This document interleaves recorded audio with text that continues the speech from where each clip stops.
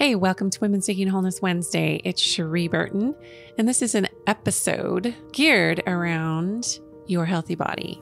And not just about weight and size and all of those things, but just about feeling good in your skin, because this is a podcast for women who long to feel, express, and be who they truly are. So no one gets to define your weight or your size but you. And it's not a comparison thing. It's how do you walk this earth? How do you stand on the soil and walk through your life feeling and emoting and serving? And what kind of energy level do you have? So that's what I wanted the focus of this episode to be.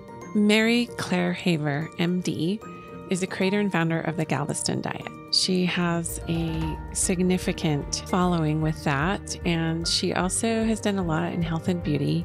She has gone through rigorous nutrition training, the equivalent of a master's degree. And so she just has this wealth of integrative knowledge of how hormones work in the female body. She was an OBGYN, and she still is, actually, for that matter. But she really has taken more of an integrative approach and really understanding, how our hormones work with our health, how they impact our energy, how food can be medicinal, how it can help or hurt us. Also, we do have a few spots left. We have 1 week until Stand, Speak, Shine. Actually, we have less than 1 week. I think we have a few days until Stand, Speak, Shine launches.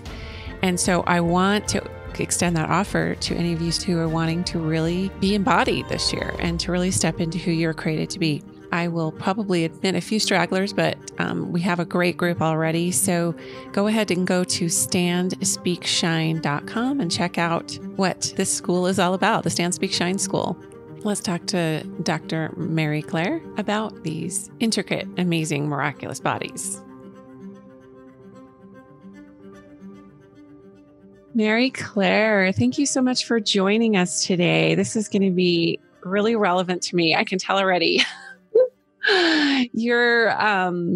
When I met you at the Aloe Brown event in Phoenix, I know that I felt a real connection to your energy. And then also as we started speaking with each other, I realized that, you just have a lot to offer, just such a wealth of the traditional background and now moving into more of, just other ways to nourish the body outside of just traditional science. So that's right up my alley.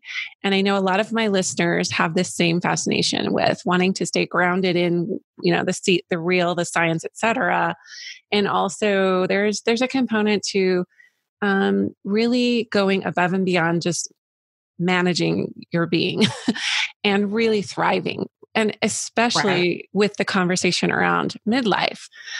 So before we go into that, I'm just fascinated with everyone's story. And I know, it's kind of the elephant in the room. It's like, okay, where did she get to be where she is? Because obviously, you were a full-time OBGYN.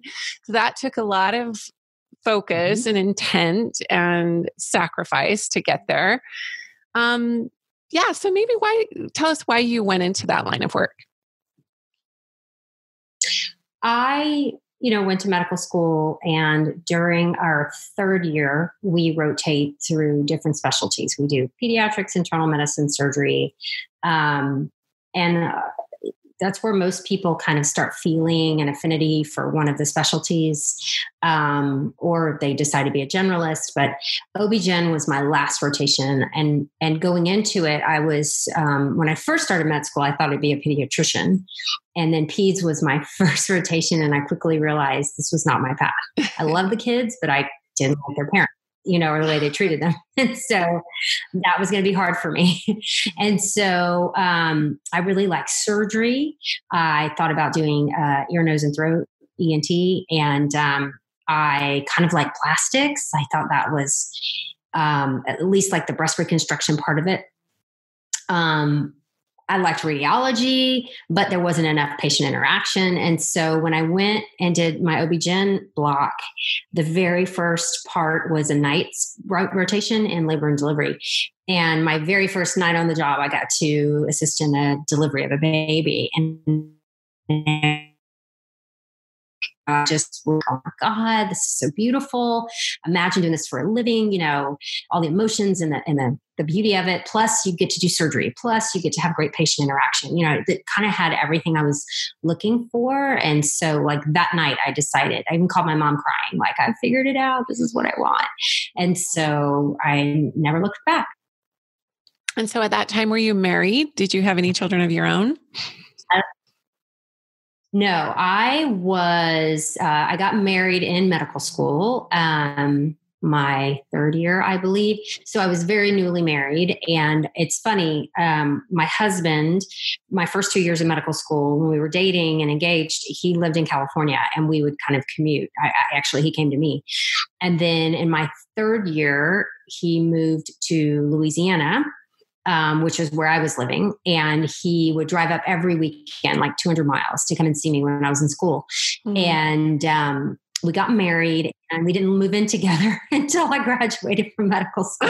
We had an apartment with our wedding gifts and stuff, but we still had to commute. And we just joke that we did it backwards of everybody, that we got married and then waited 2 years to move in together. So I love it. So we actually had tried in medical school to get pregnant, which was a little difficult given our, not actually living together. But I knew that I had some fertility issues before we even got married and that things would be a struggle. Plus I was older. And so we had started fertility treatments in med school, but did not get lucky. So my first child was born during my training program in my third year. So it took us about 2.5 years to get pregnant, to have one that would stick. And that was Catherine, and she's 19. And then my second baby was when I was in private practice, and I'd had surgery to try to help with the fertility issue, and it didn't work. And so we took a break from all the treatments and I got pregnant. So, that was Maddie, and we tried after, and I was about to do IVF, and I kind of woke up the morning of my IVF appointment and was like, I actually don't want to do this. I'm happy. I've got 2 kids. They're healthy. They're wonderful. Let me just stop here and be fulfilled, and never look back after that. Wow. That's amazing. That's amazing. I know that it's we could probably do a whole other episode on just the journey of motherhood and the hopes and the losses and whatnot, and the promise of that and that rat race / hamster wheel. Okay. And it was hard because in my training program, go ahead. Sorry. Oh no, go ahead. In my training program, we dealt with a very underserved area, and a lot of women would come in who weren't expecting to be pregnant or were pregnant in terrible socioeconomic, standards, and just, and you're sitting there pregnant and all these women are just coming in like it's the worst thing in the world. So that was, it's hard not to take it personally. But that was definitely, something I had to like take a deep breath and just shoulder, that, right. When so many, kind of took their fertility for granted. Yeah, I know. And I've had the same experience, and I've worked in the adoption arena, and I've adopted 2 children, and I've worked with birth mothers, and it seems to be such an imbalance, but trusting universal law and divine timing and seasons, like nobody's an accident. And when we are aligned in our, with what's best for and highest for our soul's good, then it's amazing how things work out, even in the seeming imbalance. But that kind of leads me to my next question. So you took a very untraditional path after, I'm so fascinated with people who make major career changes, or, they take a bold step in a new frontier and everybody's going, what are you doing? Right. And you did that. You transitioned out of full-time OBGYN. I know you're still practicing physician, but you're not full-time. You transitioned out of that and went into something for your own personal, I guess you could say, mojo or growth and development. So how did that happen? So I had been in a academic practice, pretty traditional OB-GYN, plus with a side of teaching residents and medical students. and had done that for, about 20 years. And starting over the 5 years before, after year 15, started feeling like there's something else out there. I just don't see myself doing this forever. I was getting that itch, feeling that call. And I actually first started on a whim with a direct sales company doing skincare, and really didn't think it would go anywhere. Just thought I would try it out. I had a good friend who worked for the company, and she served as my mentor. And I actually did really well, built a team. And so my income from that started to match my OB-GYN income. And over time, I slowly kind of got to cut back to a little bit more part-time because the income was coming in from the skincare business. And I realized I was scratching an entrepreneurial itch at the time. It was really fun. I loved leading a team. I loved the business side of it. And that was a side of myself I'd never explored. I come from a very long line of entrepreneurs, so it felt natural. Then when I developed Galveston Diet, I basically was giving it away for a year, just testing it and getting people's opinion and feedback and seeing if this would really work, not really focusing on making it a business because I had OB-GYN and, this other side gig, which was doing very, very well. I mean, why would I need another thing? But it just kind of grew on its own. It ended up being such a powerful program and grew my presence on social media for people wanting to know more about it. I realized that this could become a business. And I got some really great advice from some very savvy physician entrepreneurs who really helped guide me through the process of taking this program that I had developed and turning it into an actual business. And it just felt like it was where I was meant to be, that I could help more people this way. That I was filling a gap, a need, because so many physicians just don't have any training in nutrition. I went back to school and got basically the equivalent of a master's degree in nutrition. I have culinary medicine certification now.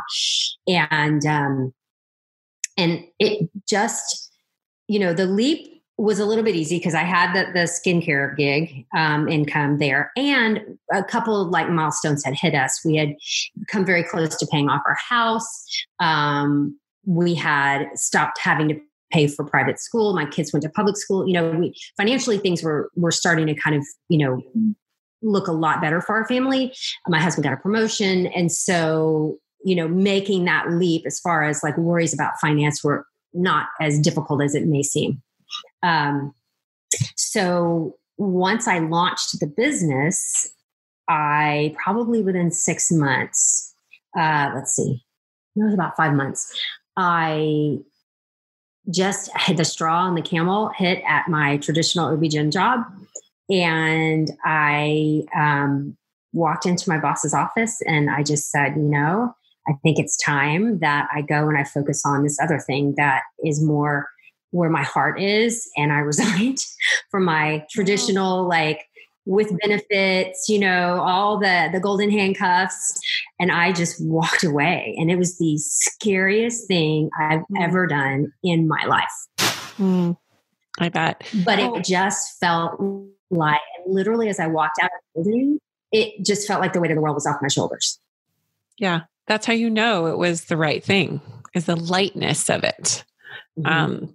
And it's interesting when people walk into, and they just live their whole life in taking low risk, right? Just the low risk path. They never experience that true lightness. They think that they're comfortable and they think that they're doing, but the soul always takes you to a path of a higher resistance. And then once you choose into it, you experience a lifting that is amazing. It's just, I've heard this saying before. I think it's Jim Rohn that says, doing isn't difficult, deciding is.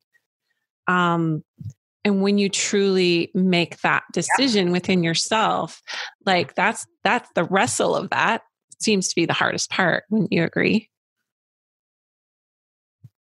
Absolutely. I grappled for months before I walked into that office with what will people think. I have lived off of the prestige of being an OB-GYN. I don't hope that comes out right. It was almost built into my psyche, like no matter where in the world I was, I could say I was a doctor, a physician, and people would automatically pay attention. It automatically put me on a certain level, and so I kind of hid behind that prestige until I just couldn't take it anymore.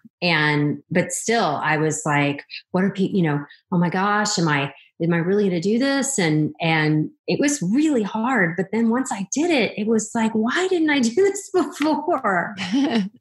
Yeah. Yeah. No, exactly. And I know there's a lot of people listening who've been ruminating on something. They've been grappling with something their soul is calling them to do.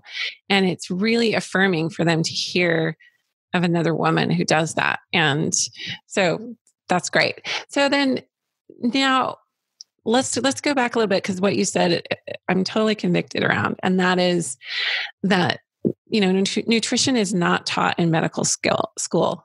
I was going to say something else to that, but I don't mean to disrespect that, the institution of that, and what they're about, because there's so many other things they have to do. But would you not agree that that is just almost everything to someone's health and healing is their nutrition? And why do you think it's not being completely taught in medical school? I think that's a really good question. I went to medical school 30 to 25 years ago. And all we were taught were just the very, very basics, like this many calories in a carbohydrate, this many calories in a protein, this many calories, this is a micronutrient, this is a macronutrient. That was about it.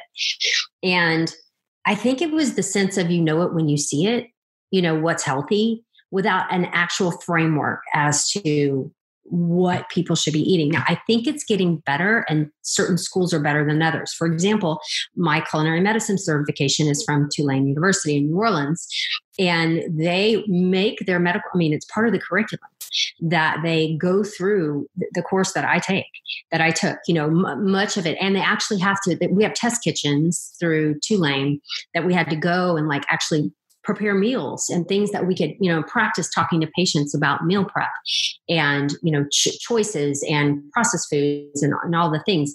The old thinking back in the day was work out more and eat less, simply calorie restrict and you will be healthy.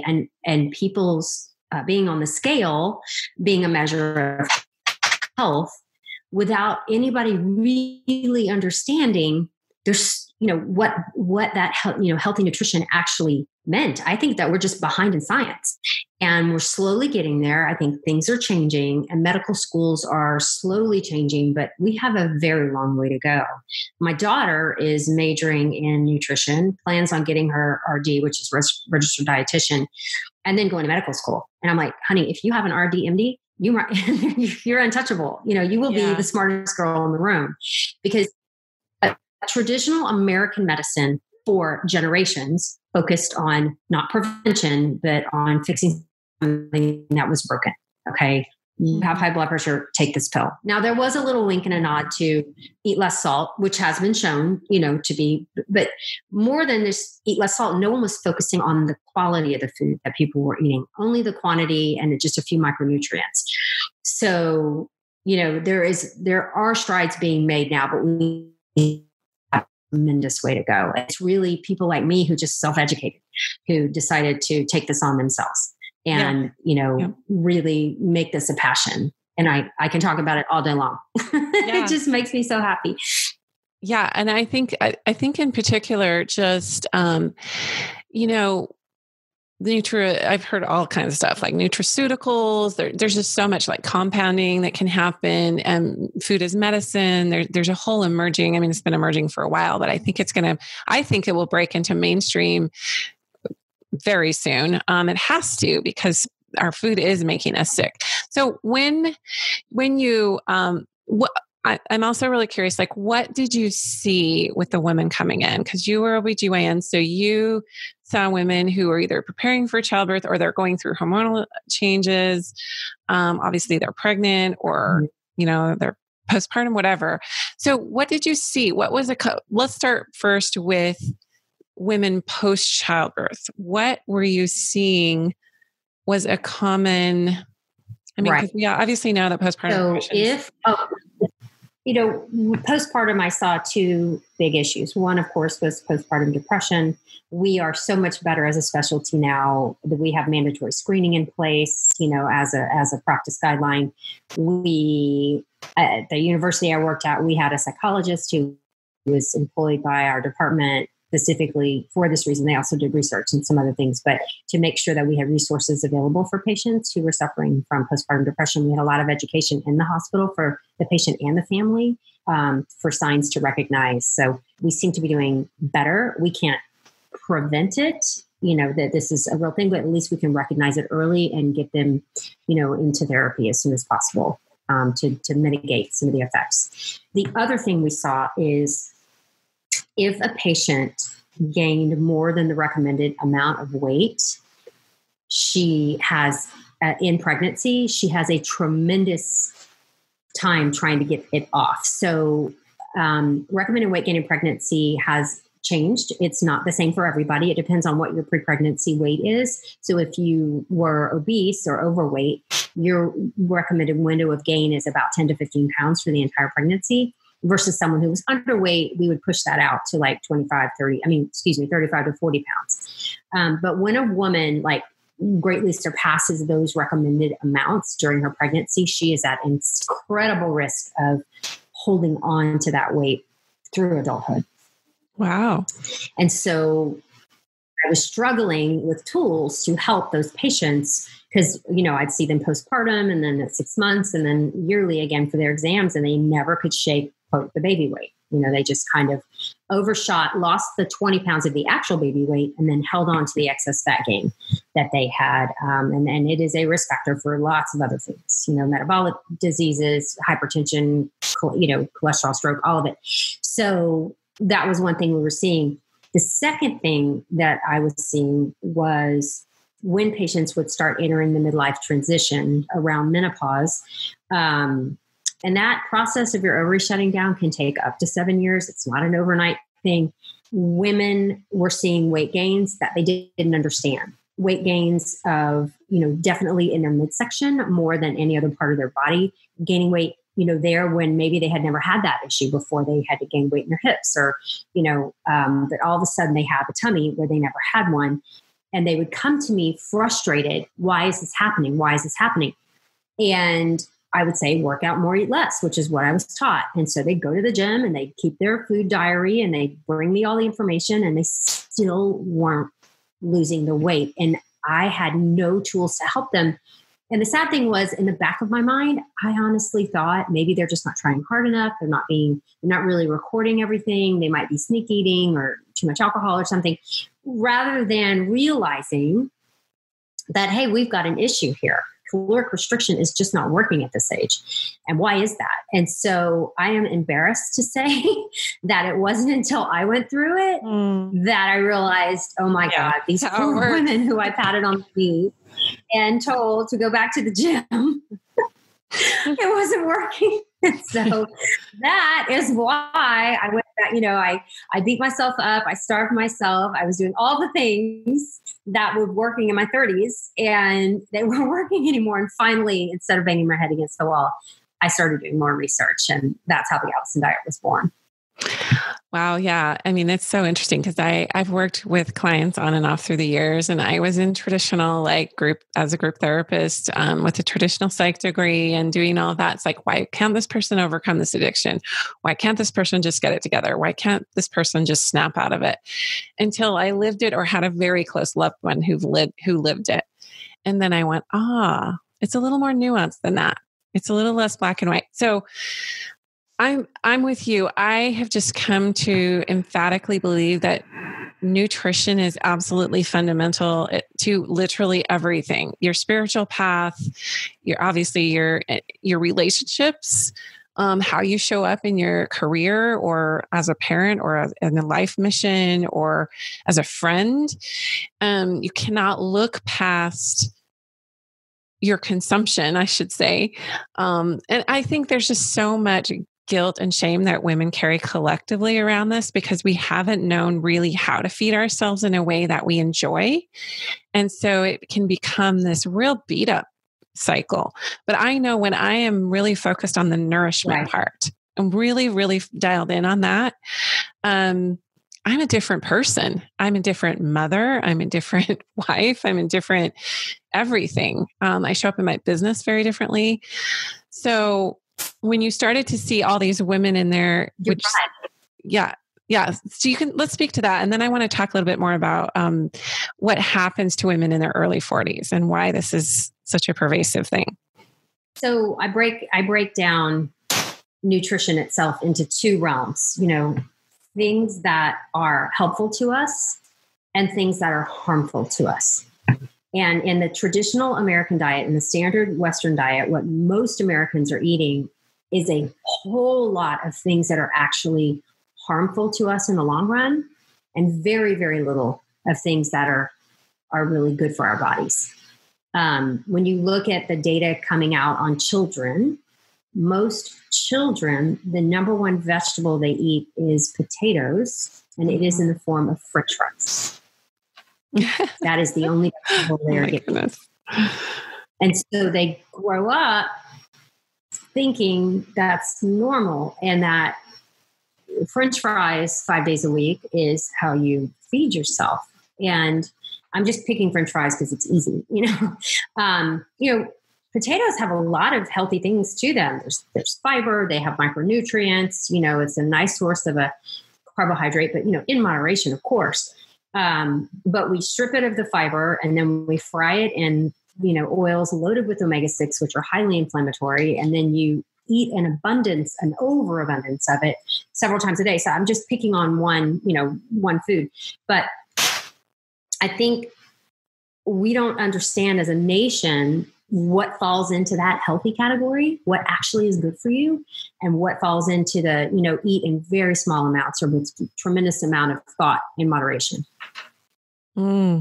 Yeah. And I think that it's like, if one is good, five is better, right?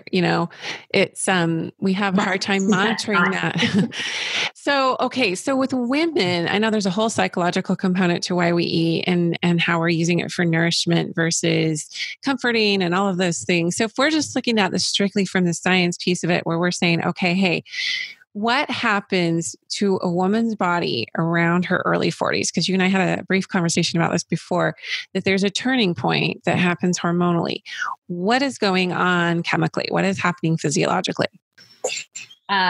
So as we hit our 40s, most of us, the eggs that we were born with. So we're born with all of our ovaries are packed with all of our eggs at birth. Okay. We don't make any new ones. And over time, we spit them out through the ovulation process, and then they just kind of degenerate. And somewhere in our 40s, that process starts accelerating. The ovaries kind of have a shelf life, and we start seeing a decrease in hormone production from the ovary. We see decrease in our natural levels of androgens, as well as tremendous decreases in the amount of estrogen. If you do biochemical markers on a woman who is pre and during and postmenopausal, and you test levels of inflammatory cytokines like interleukin 6, or there's hundreds, okay?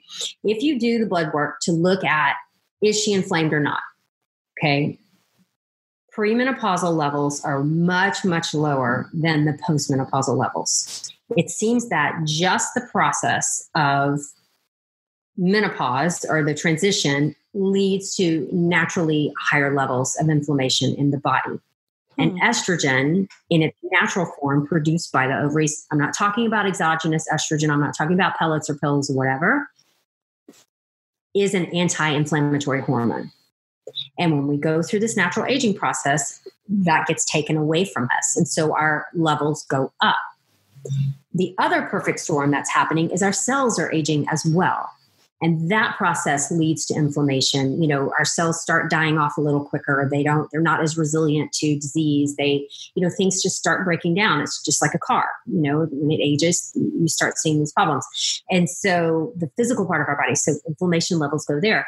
those two, that whirlwind of inflammatory cytokines now elevated and floating in our bodies simply because we're getting older and we're women, will also create an environment that leads to deposition of fat in the abdomen way more than before you were in the menopause transition. Guess what? That abdominal fat acts as an inflammatory organ. So here you're in this like swirling vortex of inflammation. Now we're going to layer on some poor dietary choices, foods that are highly inflammatory. And we've, as a nation, as we've evolved in this last couple of generations with industrialization and with heavily processed foods, we've never, as a human, Homo sapiens used to eat a lot more things that contain natural anti-inflammatory components, fruits, veggies, some of the fatty fish, it's in a lot of naturally occurring things, anti-inflammatory components. And we've replaced it. So we've taken away the good stuff and we've replaced it with artificial colors, flavors, chemicals, things that our body recognizes as foreign and just sets off a tremendous inflammatory reaction. So we've been eating like this our whole lives. We got away with it when we were younger. Okay. But now you just can't. Yeah. You just not having it. Yeah. Those middle-aged women will be like, yeah. Well, I think too, just what I've studied of if you just started to build muscle, that alone, because you're losing bone density, when your estrogen goes down, obviously your testosterone is probably going to be affected and all of them, but you're losing muscle, or it's not maintaining at least. Whereas before, you could at least, stay at a certain, I guess, muscle mass or what have you. And as you age, right, you have to proactively take space and time to build muscle. Otherwise you atrophy quite quickly. So that's called sarcopenia. It is a normal phenomena. And if you don't use it, you lose it. And it accelerates in menopause for women. Sarcopenia is just the natural loss of muscle mass with age. And so when I had these patients who were come in and say, I'm doing everything the same, and yet I'm gaining weight. Part of the weight gain is also when we lose that muscle mass, if we're not going to the gym and doing resistance training, or when I say the gym, it could be in your bathroom, with some weights. But if we are not doing resistance training, you are losing, I forget what the percent, I think 1 to 3% per year of our muscle mass. And someone will have to fact check that, but it adds up over time. And so that is your basal metabolic rate. Those are the calories you burn at rest, at sleep. So now your basal metabolic rate is lower. You're not burning as many calories as you used to because you don't have as much muscle that your body has to feed. And so that is a huge component of all of this working into it together. So you started to see how nutrition and utilizing certain nutrients, minerals, et cetera, could offset, circumvent. I mean, what did you find with nutrition that how it could affect all of this? So simply by, there's the Galveston diet. When I did the research, because of what I'd found with inflammation, I decided to focus on things that were proven medically, scientifically, like everything, all the components of the program, and there's 3, I have articles, medical journal articles. I mean, I'm a physician. I'm not throwing my MD out on the line, without backup. And so I actually didn't invent anything. I just read other people's research and said, all right, I want to try these things on myself. So one of the most powerful things you can do is intermittent fasting. There is actually an article came out this week in the New England Journal of Medicine recognizing the medical benefits of intermittent fasting for neurodegenerative disease like Alzheimer's and dementia, decrease in inflammatory levels, decrease in heart disease, decrease in strokes. I mean, it is absolutely phenomenal what that simple, easy, free practice can do. So I've adopted it. My entire family does it. Even my 16-year-old. It's a huge component of the Galveston diet. Yeah. Well, and then the second thing, I just wanted to interject here. I've been doing intermittent fasting intermittently for the last 3 years. And just within the last, I would say 3 or 4 months, I've been religious with it, where I don't eat, past maybe 7 or 8 p.m. And I don't eat again until 11 or 12 the next day. I know that seems really drastic for some people, but I've never been a breakfast person anyway. And I've kind of debunked that whole belief that you have to have breakfast. It's the most important meal of the day, because for me, it made me feel more sluggish. Yep. And I just, for my constitution, and I would argue for most people's constitution, your body needs time to digest what you've consumed the day previous. And it does affect the brain.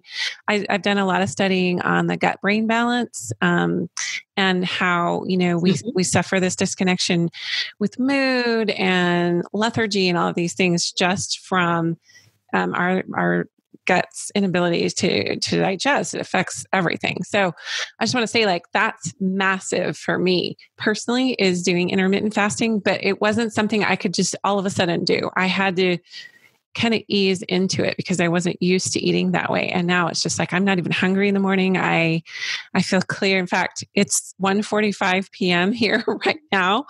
And I haven't really had an apple or something. I know I'll get hungry later, but my body has,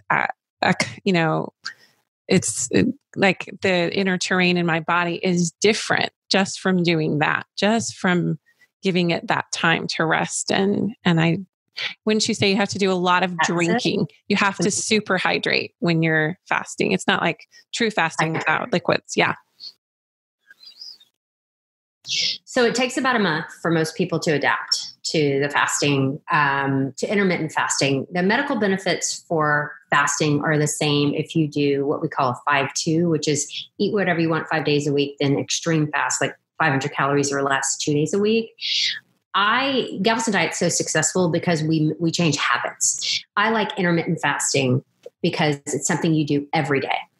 And it gives people such a feeling of accomplishment because it is so ingrained in us as a population. 3 meals a day plus snacks. Breakfast is the most important meal a day. It turns out none of that is true. And when you break your fast, is more important than what you're breaking your fast with, as far as the long-term health benefits of fasting. So I can't say enough about it. And the data just gets better and better and better. I really feel like in 50 years, breakfast as we know it will be completely different and go away. So interesting. So fascinating. So, okay. So the first thing is intermittent fasting, and that definitely changes our chemical. Yeah. So what's the second?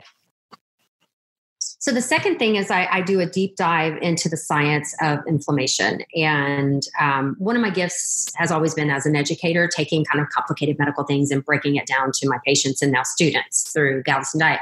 And so I look at things that we know cause tremendous amounts of inflammation in the body. And it's not rocket science. It's nitrates, the way meats are processed, artificial colors, artificial flavors, some of the artificial sweeteners. And I break each of those down into the science of why they cause inflammation. And then the flip side of that is really talking about things that we know fight inflammation naturally.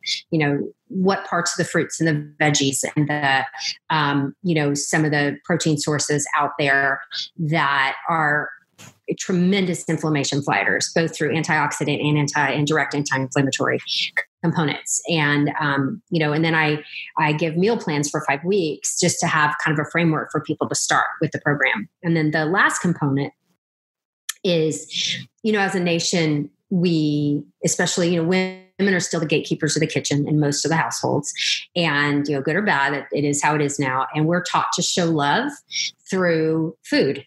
And we, when I look at all these people who bake to show love, and I was counseling constantly over the holidays, but I'm supposed to make cookies and I'm supposed to make brownies. And I'm not saying no, never, but we have, part of the last component of the program is physically breaking our addiction to sugar and also really addressing that mental component of it as well. Yeah, I think I have this book. Have you ever heard of Nourishing Wisdom or any of those? I forget his name, but there's a whole kind of I guess you could say spiritual, psychological, sort of why women eat, why women are exactly what you're saying, the gatekeepers of food, the gatekeepers of because we are natural nourishers and we are natural sustainers of life. Mm-hmm. And so we look to food. I mean, think about, that eye contact that you had with your baby. Your baby is like, oh, food is love. And so we carry that our whole lives. I'm wondering too, like if somebody, because I hear this a lot from women. They're like, okay, totally understand. Like, I need to stay away from white flour and sugar.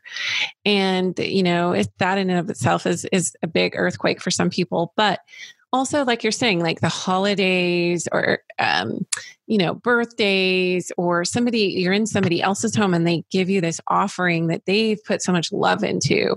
I have my own thoughts around that. But how do you, when you're making a commitment to yourself, to have a high quality of life, and the science, it's there. I've got to be doing some kind of form of intermittent fasting. I have to be staying away from, I have to be doing these things. Like how do you walk in that psychologically? Let's just switch gears from the science to the psychological. How have you found with your clients? And I know that your Galveston diet is like a rage. It's super popular. You've had a lot of success with disseminating that, and we're going to provide links for our listeners to dive into that as well. But did you ever have people say like, okay, I get it. Like, I see the science, I see the data. What if they're not like a high achiever like you are, and they're like, hey, like, how do I, right. How do I make that? How do I bridge that psychological piece with, the science part of it? Right. One of the most powerful things that we've done in Galveston Diet is we created an option for people to join private coaching groups. I have certified, I call them certified. Right now it's one of my friends who's a physician, and my sister-in-law who is a teacher, and my sister who's a nurse, and myself. And we have these Facebook groups that are private that people join for a fee, and we create a community around it. And most of the people in the communities don't know each other, and they create a family. And there is so much beautiful support amongst each other with the highs and the lows and the challenges and the victories that just develops on its own. And it is such a beautiful thing to watch these women stay connected with each other and really help cheer and guide each other on. We also have we have a resource called our Daily Recharge Journal. And it's 6 weeks of journaling that we have people every morning write down their struggles, what they're giving up to the universe, what their victories are in all parts of life, not just in their nutrition choices. And there's also space on there to put, what their macros are for the day and things specific to Galveston Diet. But I think that daily self-accountability of holding yourself accountable to write down what went well, what didn't go well, what are you giving up to the universe, what is so powerful for an individual. I did it myself. I went through a pretty big life metamorphosis through Galveston Diet, making all these decisions and choices. And, a lot of it wasn't easy. So I found an advisor, and she kind of coached me through some of the tough parts and, making those decisions and not feeling guilty about leaving patients. And then had me start this daily accountability journal. And so she and I worked together to develop this specifically for Galveston Diet. And I think that is just, finding a community if it works for you, and then holding yourself accountable to like writing these things down every day have been such an asset to so many of our students, and just giving them so much more power through this. Yeah. And just the tactile act of like writing it down and having a space to contain the journey and to, have, that recording of like, I love how you said like the struggles, giving it over to the universe. Like, what will I surrender? What will I give away? What will I give up? So that's cool. Okay. Great tool. Now with the weight loss gain cycle, how have you, what are the big triggers? Like, what would you say most people are eating or addicted to, can we say, that is really a saboteur for health, especially with the endocrine system and hormonal balance and all of that.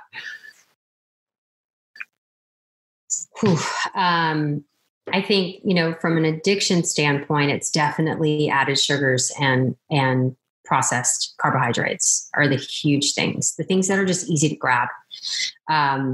So accessible, sitting probably in your pantry right now. When the chips are down and you're having a bad day, it's how we self-soothe.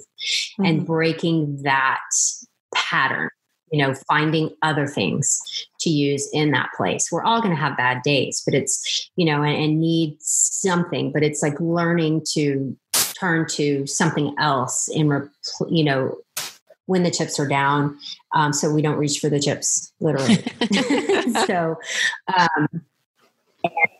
that is huge. And then, holidays, emotional triggers are really, really big. And holidays, we did so much counseling through bringing a dish to a gathering. So you have something there healthy that you can eat, that's delicious and wonderful. And so that you're not so tempted to, and really being mindful. You cannot wing your nutrition. You're going to fail. Right. Everything in this country is working against you. The food companies, all of it is working against you. Our busy schedules, reaching, driving through that fast food, it's just too easy. And so putting thought into what you're going to eat, knowing ahead of time, going online and looking at menus before you go to a restaurant, like having a plan in place so that you don't sabotage yourself is huge. I think that is huge because you hear all this talk of intuitive eating, which is great. You're, but that's not a plan. Intuitive eating in the moment is great, mindful eating, but you actually need to have structures in place to support you, or you're human. You're going to have a moment of exhaustion, or, you're going to go unconscious in some way, just because that's the cycle of being a human. So that was my only beef with intuitive eating, because I have, a few people in my life who are like, hey, I don't believe in diets. I don't believe in this and that. I'm like, well, right. But you also, in saying maybe it's a different word that they need to use for it to land better in their psyche. But in saying that, everyone needs their own plan, whether it's their own personalized diet plan that they live with, that they feel good with, but they need a credo.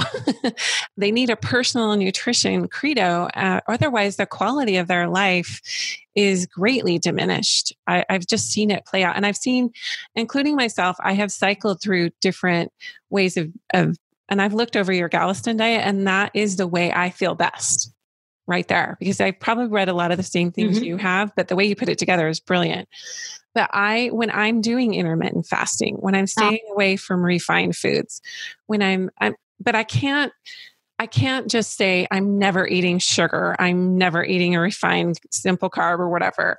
But I know that it's the energy with which I eat it that makes a difference in how it's metabolized in myself. So if I'm eating in a place of shame, I'm probably eating more shame. And that's a lot of what Nourishing Wisdom talks about.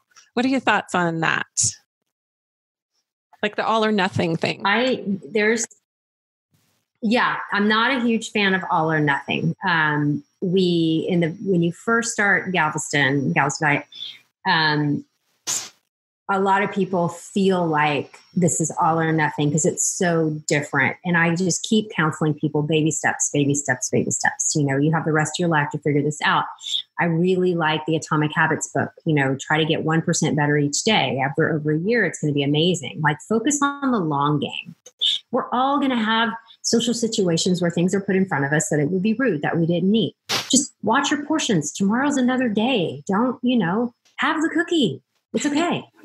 Don't have 7 and then, don't let it start that cycle over again. So all or nothing is a tough one. And, there's probably a healthier way to get a cookie. So make your own. Right. I love raw cookies with nuts and coconut oil and all of that good stuff. There's a lot out there. There's people that are eating more mindfully. People are realizing how our health is deteriorating. And I think again, like you said, in the next decade or so, maybe it'll be that we are not beholden to make, like, I think the saying was like, eat breakfast like a king, lunch like a princess or something, and dinner like a pauper, and pauper, right? I think that's being debunked. I think Right. the special interest groups have made that what it is, just like the dairy industry and whatever. And I don't know too many people who are super healthy who are eating that way. Also, the other thing about eating every 2 hours, what are your thoughts about the whole diet about eating like every 2 hours? So that also has been completely debunked. There's nothing in the real medical data that shows that makes you any healthier, decreases your inflammation levels. None of it is true. So, that has probably led to more obesity than anything else, forcing yourself to eat every couple of hours, when you're not actually hungry. Yeah. And I guess maybe that's where the intuitive eating does come in, because once you regulate your chemistry, your body will tell you when it's actually hungry. And if you're tuned in and you're in your body and you're not disassociated through other things, then you'll know. And then you'll eat what you need. And that, I think that is honestly, that is like a spiritual practice, and it takes time to cultivate that. It does take time. It does take time. Practicing, putting the fork down, engaging in conversation, all the mindful eating cues, gauging whether or not you're hungry, like really paying attention, being mindful about it. There's lots and lots of new studies are coming out. But again, without preparation, it's, if you're eating things that are bad for you, you have to do both. Right. Well, great. So is there anything else that you would want to share with us around just being in, because here we are in a new year, right? And we're trying, I think people are just, almost every woman I know, and a lot of men I know are like, okay, this is the year I'm going to get healthy. This is where I'm going to do it. Right. It's maybe not so much about weight loss, although that wouldn't, that's a nice, great bonus. But ultimately, we just want to feel good. So, even in our discussion, this whole discussion that you and I've been having about weight loss, there's this other component to energy. So speak to that part as we kind of round out our discussion, and how you have noticed with your clients and yourself, how this way of eating, with less refined foods and more water and more nourishing whole foods and life-giving and intermittent fasting and whatnot, and then the journaling, how has it impacted the way that you personally feel and then those that you've worked with? So we in Galveston Diet talk a tremendous amount about the non-scale benefits. And I really hope that the biggest takeaway someone would take from this conversation is stop using the scale to gauge your health. It's a really poor marker of how healthy you really are. And, it's so beautiful for me to get all the feedback from the student, sleeping better, about better cognition, less brain fog. That's huge. About good reports on their cholesterol levels, great reports on their blood pressure, opening and engaging conversations with their physicians about nutrition at a level that they never have before. Talking to, people who are going to go to their doctor for X, Y, and Z, to try to open up that dialogue. Try nutrition first before taking a pill. And educating yourself, to just really learn what is good health and what is good nutrition. And then taking that back to your provider, as in, let's try this first before we start on this blood pressure medication, unless it's some crazy high level and it's dangerous. But, have you tried nutrition first before you take that pill, that hormone, get that pellet? Let's do this for like 3 months and then we'll talk. And we're just not trying to do that in medicine. But I think if they force the conversation, it's going to turn around over time. Right. Patient demand, patient enlightenment, self-education, what you did, right? Just you heavily self-educated. So Okay, cool. So just having the conversation within yourself of, I want to feel better. I want to have better sleep. I want to have less brain fog. I want to have more energy. I want to have clarity. I want to be able to feel good in my skin, etc. Right. I think from what I see, women are more attuned to the needs of others oftentimes than they are their own bodies and selves. So maybe this is the year that we just say, hey, you come first.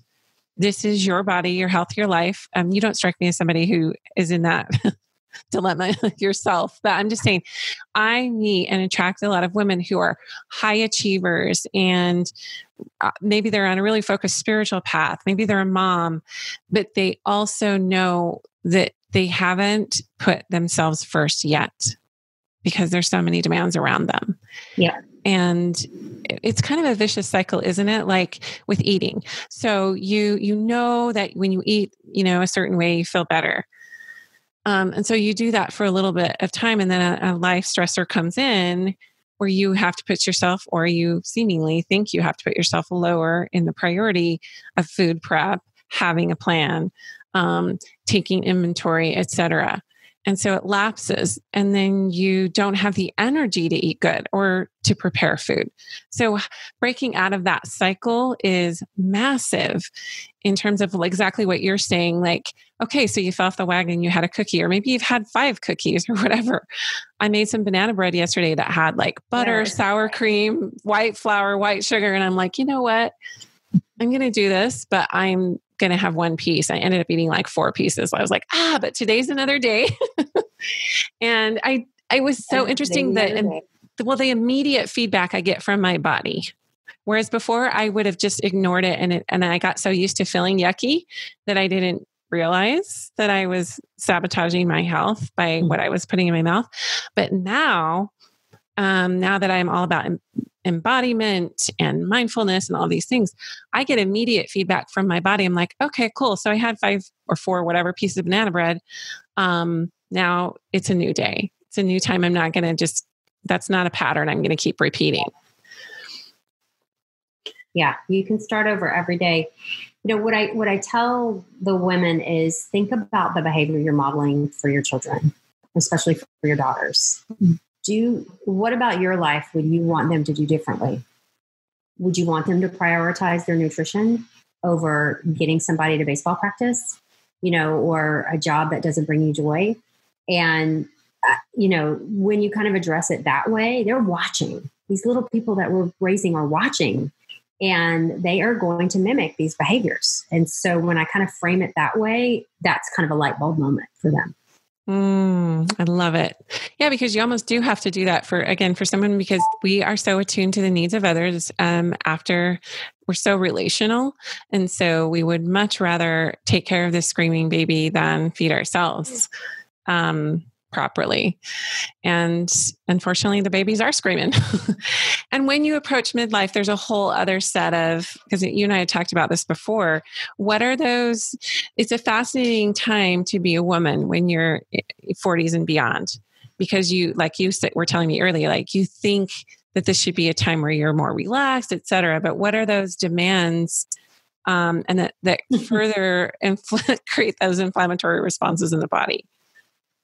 I see the stress levels really going up, and it's almost like you're supposed to be empty nesting, but a lot of us had bonus Jonases. I had kids kind of late in life, same, and later than most. And so they're, either having kids come back into the fold after college. I mean, it's just so prevalent now that kids are getting out of school and not able to kind of launch right away and having to come back and live with mom and dad.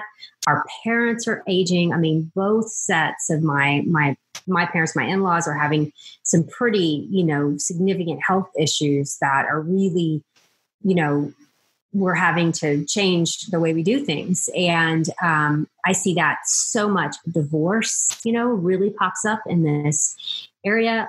Big job changes, life changes. I mean, at a time when we're supposed to be kind of easing off and laying down, it seems like those life stresses are just piling up.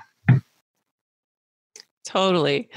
Yeah. And in my case, I have 3 college students and a preschooler and a kindergartner. So that's a whole other story. Oh my Um, goodness. but yeah, I did a podcast episode interview with a woman who talked about the queen archetype, and that really happens in a certain part of your life where you're sitting on your throne looking at the queendom and what's been created. And you should be in a space of just this benevolent, restful, wise sort of space. But that was in another day and time, although we still can invite that archetype into our being. But we live in such a high demand, high stress, fast paced, digital age that we really have to be, and I can't say this enough, and I know you would back me up here, that you have to choose yourself first over and over and over. And when I see someone struggling with weight, I don't ever judge them. This isn't what this is about. Even from mild to, morbid obesity, there's always something underneath that has that person putting themselves lower and not listening to their soul voice and putting themselves lower in priority in the demands around them. So we think that feeding ourselves is about meeting our needs in terms of emotionally, but really what it's doing is it's giving us a better quality of emotionality, I guess, in day-to-day living by just being really cognizant of what we're putting into our bodies. So I don't know if I explained that the right way, but what I'm basically saying is that we eat to soothe. Like you were saying, we eat for emotional reasons. But if it's the intention behind why we're eating that creates more of that emotion. And so if the intention is, I love myself, I want us to have a good quality of life, I want to nurture myself and nourish my body right now, as opposed to, I've got to hurry and eat, I got this thing I have to do, let me just grab something. And that doesn't mean that there's not going to be those moments, but like 80-20 rule, right? Or you said like the atomic, what was it? The 1% change, the atomic habits. Yeah, I love that because I think the overwhelm happens when there's so many choices, so many experts saying this. But what I love about what you're saying is, hey, the data's all there. The research is totally supporting this new way of eating. I went to a Truth About Cancer event that was put on by several physicians and practitioners back maybe 3 years ago in Texas. And they all were saying, hey, reducing carbs and sugar consumption and having intermittent fasting is the wave. You just wait and see. Like, this is it. It's all the tests are there, cardiovascular, everything's there. And it's like, okay, yeah. And that stuck with me. And so that's why I was really intrigued about having you speak to the weight loss cycle, the weight gain, weight loss cycle, because it's so up for women. It's a thing for us. We grapple. It's like always there nagging, right? About this, either we are not satisfied with our bodies or we're over preoccupied or whatever that word is. So, okay. I'm saying a lot here because a lot of stuff's in my brain just kind of coming out and dumping, but let's kind of, let's close this out. Any other thoughts that you would give our listeners on breaking the cycle and taking ownership and accountability for the way they eat? I think the first step, the most important thing, is realizing that you have to change. You cannot keep going. If you're unhealthy, there is an easy way out. And I say, well, there's a simple way out. It's not easy. It's going to take some work, but it is so doable, and so many aspects of your life will get better. Not just your weight. The scale is almost a side effect. Your overall health and the way that you age will get a lot better. And you will feel so wonderful. Love it. All right. Well, that's a great way to wrap it up, because we all want to feel good. We all want to feel more than good. We want to thrive. So I will give our listeners in the show notes and in this recording, I'll have them find ways to, I'll have them where to discover you and where to go to find your good stuff. And just thank you so much for your time. This was really enlightening. I appreciated it a lot. You're welcome. Wouldn't it be awesome if nutrition was taught in med school? I think it's going to be people like Dr. Mary Claire who open the consciousness of the traditional ways of doing things. It will be pioneers like her who live in both arenas. The indigenous therapies that have stood the test of time, the nutraceuticals, if you will, the nutritional science merged with the existing science, the human body, the basics, if you will, of anat and phys. I love that we get to be on this journey of, as women, just accepting our bodies for what they are and how they function. And also, as you move forward in the path of self-actualization, really looking at your body as your vehicle for empowerment and knowing it is here to bring you joy, not angst or feelings of inferiority, but really bringing you to a space where you can experience all that you were created to be as a mortal and as a spiritual being. So it's cool that we talk about these things and we talk about how to eat and all of this, but it isn't meant to create angst or guilt or shame or any of those feelings that keep us down vibrationally. So I hope you have a beautiful week of loving your body and reverencing it and honoring it for how it brings you through life and moves you through your relationships and brings you joy. And so until next time, have a beautiful, beautiful week.